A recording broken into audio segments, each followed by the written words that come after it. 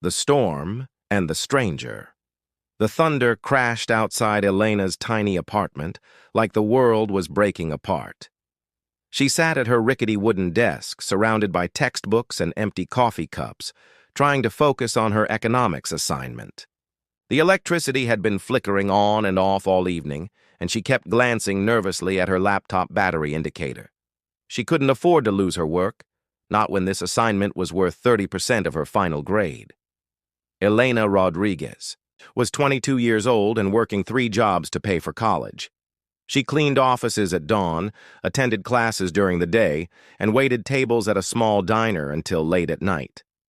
Her apartment was barely bigger than a closet, with peeling wallpaper and a heater that only worked when it felt like it. But it was hers, and she had earned every cramped square foot of it.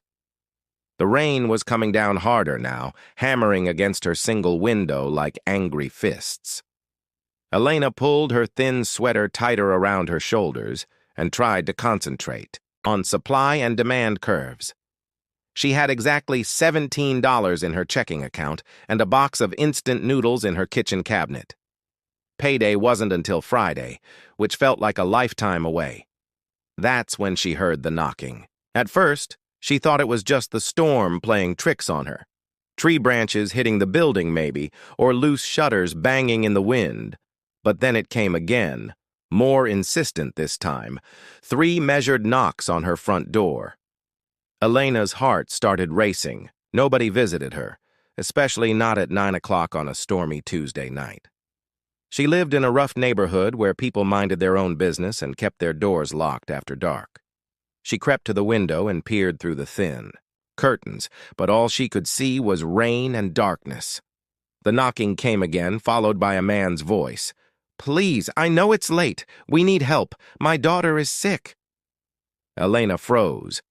There was desperation in that voice, but also something else. Refinement. Education. This wasn't the voice of someone from her neighborhood. She pressed her ear to the door, trying to hear over the storm. "Please," the voice came again. "She's just a little girl. We got caught in the storm and our car broke down. She has a fever." Elena's hand hovered over the door lock. Every instinct told her not to open it. She had heard too many stories about people who helped strangers and lived to regret it. But then she heard something that made her heart clench. A small, weak cough. A child's cough. "Daddy, I'm cold," came a tiny voice. That did it. Elena couldn't ignore a sick child no matter what her fears told her. She unlocked the door but kept the security chain attached, opening it just wide enough to see outside. Standing on her doorstep was a man in an expensive-looking coat, completely soaked from the rain. He was tall, with dark hair plastered to his forehead, and he was holding the hand of a small girl who couldn't have been more than 7 years old. The child was shivering violently, her lips blue with cold, and Elena could see she was burning up with fever even from a distance. "Oh my God," Elena breathed, immediately unlatching the chain and opening the door wide. Come in quickly." The man hesitated for just a moment, as if he was surprised by her quick response. "Are you sure? We don't want to impose?" "Get inside before you both catch pneumonia," Elena said, stepping aside and ushering them in. "What are you doing out in this weather with a sick child?" The man carried the little girl inside, and Elena quickly closed the door behind them. Up close, she could see how expensive his clothes were, even soaked through. His coat was cashmere, and his shoes were the kind that cost more than Elena made in a month. But right now, he just looked like a desperate father with a sick daughter. "I'm Victor," he said, setting the girl down gently on Elena's threadbare couch. "This is my daughter, Jamie. We were driving to the children's hospital when our car died about a mile from here. My phone is dead, and in this storm—" "The hospital is 15 miles away," Elena said, automatically moving into helper mode. "You'd never make it on foot in this weather." She knelt down beside the little girl, who was now curled up in a ball, shivering. "Hey there, sweetheart. You're safe now." Jamie looked up at Elena with glassy, fever-bright eyes. "Are you an angel?" she whispered. Elena's heart melted. No, honey, I'm just Elena, but we're going to take good care of you, okay? She looked up at Victor. How long has she been like this? Since this morning, Victor said, his voice tight with worry. The fever started around noon. I was taking her to see a specialist when the storm hit and our car just died. Elena nodded, her mind racing. She didn't have much, but she had basic first aid knowledge from her job at the diner, where accidents happened regularly. First things first, we need to get her warm and dry. Do you have any dry clothes for her? Victor shook his head. Everything is back in the car. Elena didn't hesitate. She went to her tiny bedroom and pulled out the smallest, warmest clothes she could find. A soft flannel shirt that would be huge on Jamie, but it was clean and dry. She also grabbed her only good towel and her heating pad. Here, she said, handing the clothes to Victor. Get her into these while I make some tea. The bathroom is right there if you need privacy. While Victor helped Jamie change, Elena went to her kitchen and put the kettle on. She didn't have much in the way of medicine, but she had chamomile, tea, which might help with the fever, and some honey that could soothe Jamie's throat. She also had a thermometer from when she had the flu last winter. When they emerged from the bathroom, Jamie looked tiny and lost in Elena's oversized shirt, but she was no longer shivering as violently. Elena had arranged the heating pad on the couch and gestured for Jamie to sit down. Let's check your temperature, sweetie, Elena said gently, producing the thermometer. Jamie was cooperative, and when it beeped, Elena's eyebrows rose. 103. That's pretty high. Victor's face went pale. Is that dangerous? It's not good, but it's not immediately life-threatening either, Elena said, trying to keep her voice calm. The important thing is to bring it down gradually. I'm going to make her some tea with honey, and we'll use cool compresses on her forehead. For the next hour, Elena worked tirelessly to make Jamie comfortable. She brought her the tea in her favorite mug, the one with the chipped handle that she'd had since high school. She found an old washcloth and kept it cool and damp, gently, placing it on Jamie's forehead. She even turned on her small television and found a cartoon channel, keeping the volume low. Victor watched all of this with an expression Elena couldn't quite read. He seemed amazed by her kindness, but also like he was studying her somehow. She was too focused on Jamie to think much about it. You're very good with children, Victor observed as Elena adjusted Jamie's blankets for the third time. I have a little sister, Elena explained softly. Well, had. She died when I was 16. Leukemia, she smiled sadly. Rosie was about Jamie's age. She loved cartoons and honey tea when she was sick. Victor's expression softened. I'm sorry for your loss. Elena shrugged, but her eyes were bright with unshed tears. It's why I'm studying to be a nurse. I want to help other kids like her. As the night wore on, Jamie's fever began to break. Elena had given her children's acetaminophen that she'd borrowed from her neighbor, Mrs. Chen, who had grandchildren. Slowly, the little girl's breathing became easier, and some color returned to her cheeks. Around midnight, Jamie finally fell into a peaceful sleep, curled up on Elena's couch with Elena's best blanket tucked around her. Elena sat on the floor beside the couch, monitoring her breathing, while Victor sat in Elena's desk chair. You should get some rest, Victor said quietly. I can watch her. Elena shook her head. I'm fine. Besides, this is my couch. Where would you sleep? I've slept in worse places, Victor said with a slight smile. I insist. You've done so much already. It's nothing, Elena said, but she was exhausted. Between her 3 jobs and her classes, she rarely got more than 5 hours of sleep a night. Are you sure? Positive. You've been an angel tonight, just like Jamie said. Elena reluctantly agreed, but she made Victor promise to wake her if Jamie's condition changed at all. She went to her bedroom but left the door open so she could hear if anything happened. As she lay in her narrow bed, listening to the storm finally beginning to calm outside, she couldn't help but wonder about the mysterious father and daughter who had appeared on her doorstep.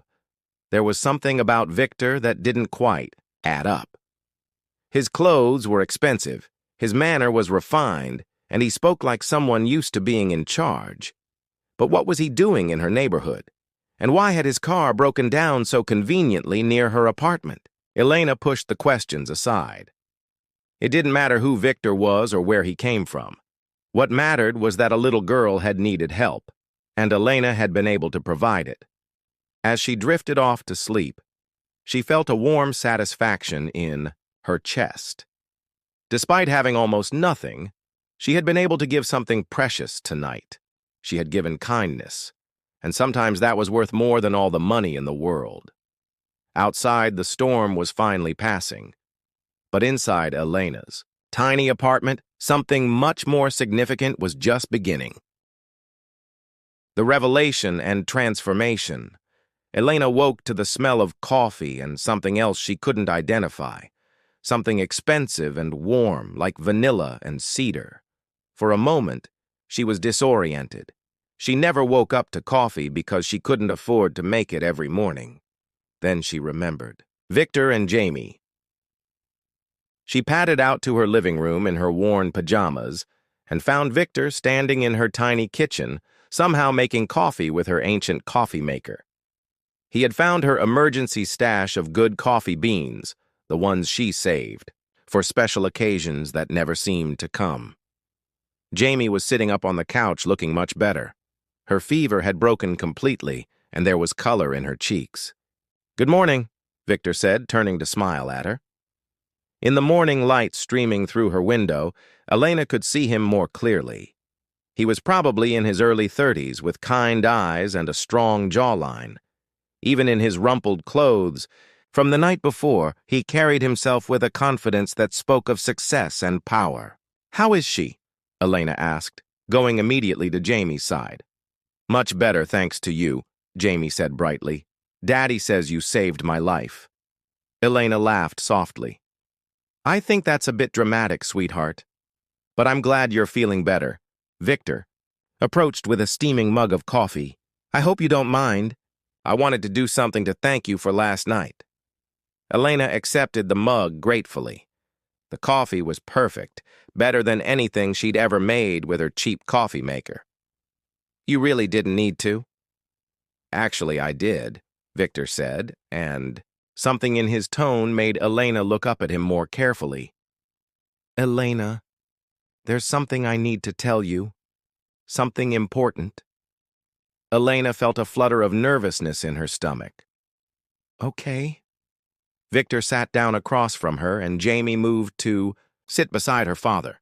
"My full name is Victor Caldwell," he said, watching Elena's face carefully. Elena frowned. The name sounded familiar, but she couldn't place it. "Should I know that name?" Victor smiled slightly. "I'm the CEO of Caldwell Industries. We're a technology company. We make the software that runs most of the city's infrastructure." Elena's eyes widened. Even she, who barely had time to follow business news, had heard of Caldwell Industries. They were one of the largest companies in the state, worth billions of dollars. "You're kidding." "I'm not," Victor said gently. "And I have something else to tell you. Last night wasn't entirely an accident." Elena's coffee mug stopped halfway, to her lips. "What do you mean?" Victor took a deep breath. "For the past several months, I've been working on a new charitable foundation. I want to help people who are struggling, but I wanted to make sure the money goes to people who truly deserve it. People with genuine kindness and character." Elena was starting to understand, and she didn't like where this was going. "And I've been testing people," Victor admitted. "My team identified individuals in difficult financial situations who showed promise, good grades, strong work ethic, community involvement. Then I would approach them in disguise, pretending to need help, to see how they would respond." Elena set down her coffee mug with a sharp clink. You've been testing people? Like lab rats? I know how it sounds, Victor said quickly. But Elena, you have to understand. I've been wealthy my entire life. I've seen how money can corrupt people, how it can bring out the worst in them. I wanted to find people who would use opportunities wisely, who would help others the way they've been helped. Elena stood up abruptly, anger flashing in her eyes. So last night was what? Some kind of elaborate scam? Your daughter wasn't really sick? No, Victor said, standing as well. Jamie really was sick. That part was completely real. We were genuinely caught in the storm and we genuinely needed help. But I had been planning to approach you somehow. The storm just provided the perfect opportunity. Elena looked at Jamie, who was watching the conversation with wide eyes. Is your daddy telling the truth, sweetheart? Were you really sick?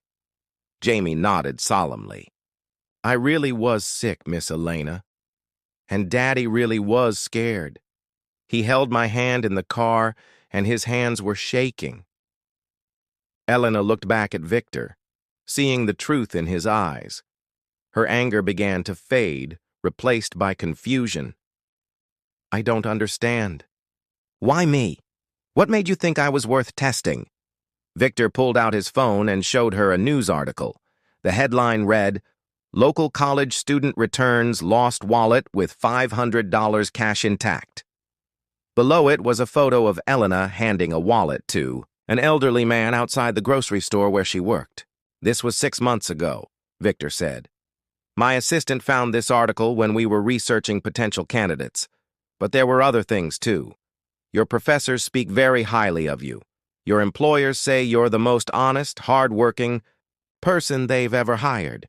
Your neighbors say you help with groceries for elderly Mrs. Chen and that you tutored the Martinez kids for free when they were struggling in school. Elena stared at the article, remembering that day. She had found the wallet in the parking lot and spent 20 minutes trying to track down its owner instead of just turning it in to customer service. You investigated me?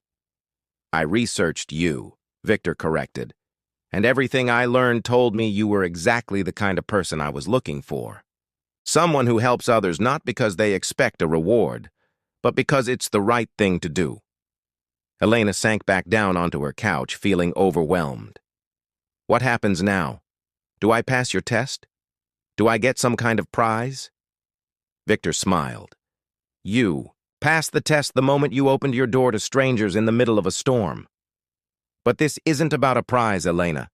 This is about an opportunity. He sat down beside her, his expression growing serious. I want to offer you a full scholarship to finish your nursing degree. Not just tuition, but living expenses, books, everything.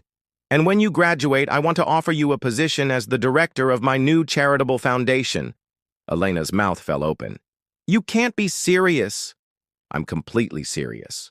The foundation will focus on healthcare initiatives for underserved communities. You'll have a budget of $10 million to start and complete autonomy over how it's used. You'll be able to help thousands of people, Elena, people like you, who are struggling but have the heart to help others. Elena felt tears welling up in her eyes. I can't accept that, it's too much. Why? Victor asked gently. Because you think you don't deserve it? Elena, last night you gave everything you had to help strangers.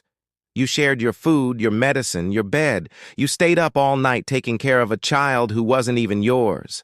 If that's not deserving, I don't know what is. Jamie suddenly spoke up. Miss Elena, Daddy needs someone like you. He's really smart about business, but sometimes he forgets that people need hugs, too. Both adults looked at the little girl, surprised by her wisdom. Victor laughed softly. She's right. I'm good with numbers and strategies, but I'm not good with people the way you are. I need someone who understands what it's like to struggle, who can connect with the people we're trying to help.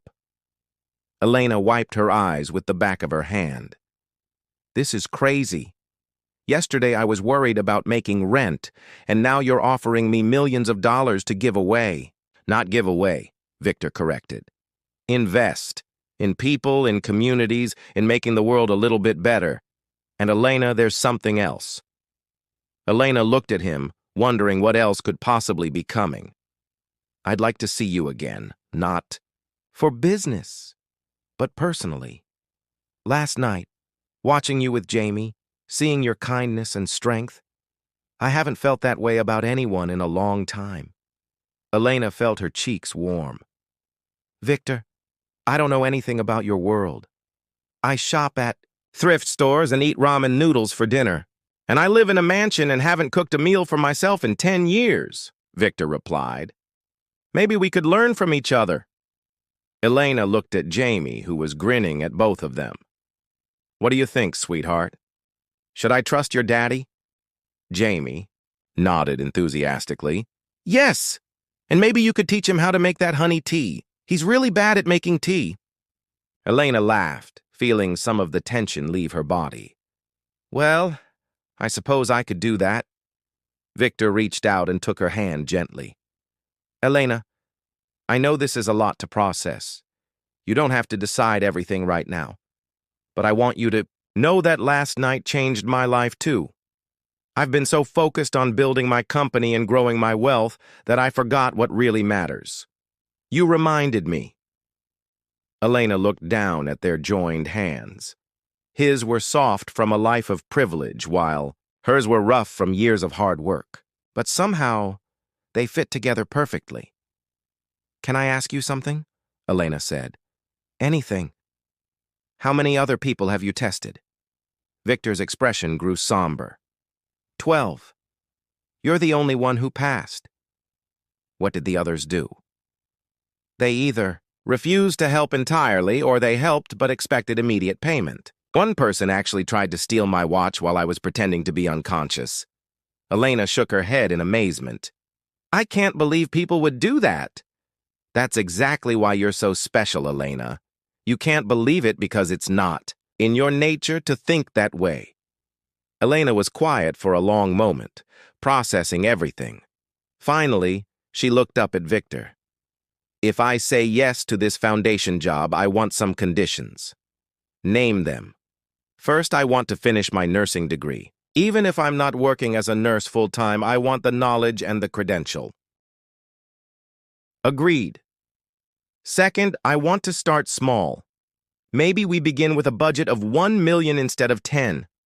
I want to make sure I can handle the responsibility before we go bigger. Victor smiled. Wise and cautious. I like that. Agreed. And third, Elena said, her cheeks turning pink again. If we're going to see each other personally, it has to be separate from the business. I won't be your employee and your girlfriend at the same time. Absolutely, Victor said. The foundation will have its own board of directors. You'll report to them, not to me. Elena took a deep breath. Then yes, I accept. All of it. Jamie clapped her hands excitedly. Does this mean Miss Elena is going to be around more? Victor looked at Elena with hope in his eyes. I certainly hope so. 6 months later, Elena stood in the conference room of the newly established Caldwell Foundation, looking out at the team she had assembled. There was Dr. Patricia Williams, a retired pediatrician who would oversee their healthcare initiatives. There was Marcus Thompson, a social worker who understood the challenges facing low-income families. And there was Elena herself, no longer the struggling college student who had opened her door to strangers in a storm. She was wearing a professional blazer that actually fit her properly, and her hair was styled in a way that looked competent and confident. But she still wore the same small silver cross necklace she'd had since high school, a reminder of where she came from. Our first initiative will be mobile health clinics, Elena announced to the room. We're going to bring health care directly to the neighborhoods that need it most. After the meeting, Elena walked out to the parking garage where Victor was waiting by his car. He did this sometimes, picking her up after work so they could have dinner together. Their relationship had developed slowly and carefully, built on respect and genuine affection rather than the drama of that first stormy night. How did the presentation go? Victor asked, opening the car door for her. Great. We're going to help a lot of people, Elena said, settling into the passenger seat of his luxury sedan. Even after 6 months, she still felt a little silly in such an expensive car. I'm proud of you, Victor said, leaning over to kiss her cheek. Jamie's proud of you, too. She's been telling everyone at school that her daddy's girlfriend is going to save the world. Elena laughed. His girlfriend, huh? Is that what I am? Victor took her hand and squeezed it gently. I hope you're much more than that, actually. Elena looked at him, seeing the love in his eyes that had grown steadily over the past months. Yeah? Yeah, Victor said softly. I love you, Elena Rodriguez. I love your kind heart and your brilliant mind and the way you make everything better just by being in the room. Elena felt tears prick her eyes. I love you too, Victor Caldwell. Even if you are a crazy billionaire who tests people to see if they're worthy of his help. Former tester, Victor corrected with a grin. I found everything I was looking for. As they drove through the city, Elena reflected on how much her life had changed. She was still the same person who had opened her door to strangers in a storm. But now she had the resources to open doors for so many others. She thought about the mobile clinics they would launch, the families they would help, the children, like Jamie, who would get the medical care they needed. Sometimes kindness really did come back to you tenfold. And sometimes, when you opened your door to help someone else, you discovered that you were the one who needed saving all along.